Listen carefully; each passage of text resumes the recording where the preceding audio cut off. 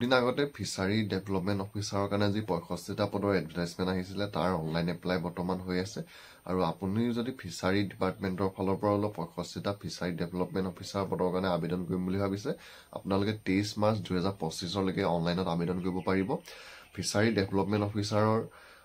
পদকেইটাৰ online apply last date হৈছে 23 March 2025 আৰু এই পদকেইটা আপোনালোকে ওলাইছে FDOৰ কাৰণে আৰু টোটেল পদ আছিলে আপোনালোকৰ 65টা ইয়াৰে ইউআৰৰ কাৰণে আছিলে 39টা OBC MOBCৰ কাৰণে আছিলে 14টা SC কাৰণে আছিলে 4টা STPৰ কাৰণে আছিলে 6টা আৰু STHৰ কাৰণে আছিলে 2টা আৰু এই পদকেইটা আপোনালোকৰ দৰমহাটো আছিলে 30,000 পৰা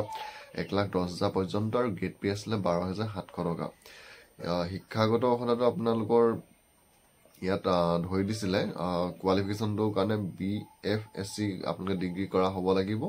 আৰু বয়সৰ ক্ষেত্ৰতো আপোনালোকৰ ইয়াত ধৰি দিছিলে আপোনালোকে যদি OBC বা MOBC হয় ইয়াত যোনটো বয়স ধৰি দিছে তাতকৈ ধৰি দিয়া বয়সতকৈ